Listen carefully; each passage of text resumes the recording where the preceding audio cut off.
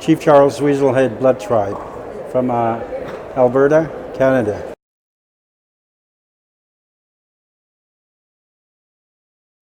First of all, let me begin by saying that as an Indigenous community, a tribe, we have much to offer with regards to our traditional knowledge.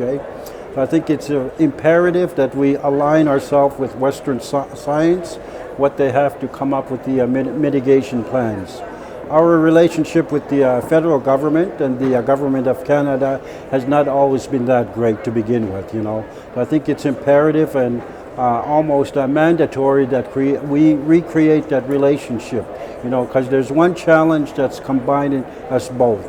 A collective knowledge that we know that climate change needs to be addressed, so we need to move forward with that, So I think it's something that we need to exercise our mandate, that we provide some information, some knowledge, and some direction with the provincial and the federal government, So our response to the governments, to the NGOs is ensure, that we have a voice to be heard. When climate change is happening, which it is right now, the most vulnerable are going to be the most impacted.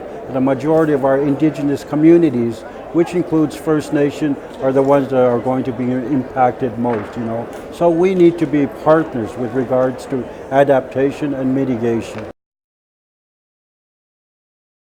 As we know right now, I think education is going to play a large role with regards to adaptations and building resilience in our communities. Our mindset, especially in our home communities, we haven't completely wrapped our heads around what climate change and the damage and the impact it will do now and in the future. So we need to have an educational format. We need to educate each other. We need to rely on the experts, that are telling us, what the impacts are going to be in the short term and in the long term.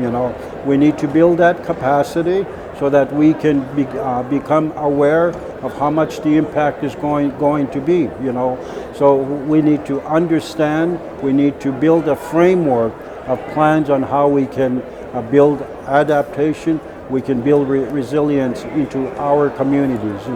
I have every confidence that as a First Nation people, our traditional knowledge keepers will provide the direction, will provide the support and the spiritual support to overcome that. But definitely, we still need to exchange the information with the experts that we rely so heavily on at this day and age. Let me say that as First Nations in Canada, we rank approximately 68 in the quality of life in the world.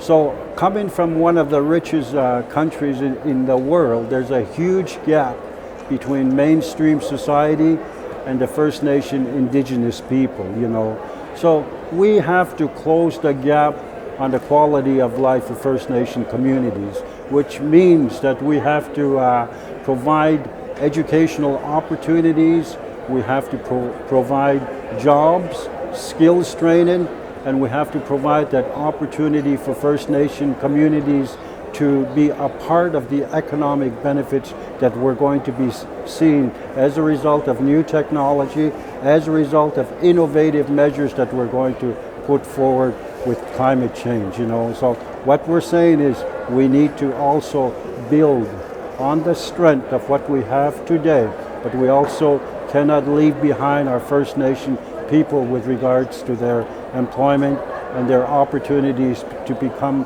career-minded citizens, that are going to be part of the transition.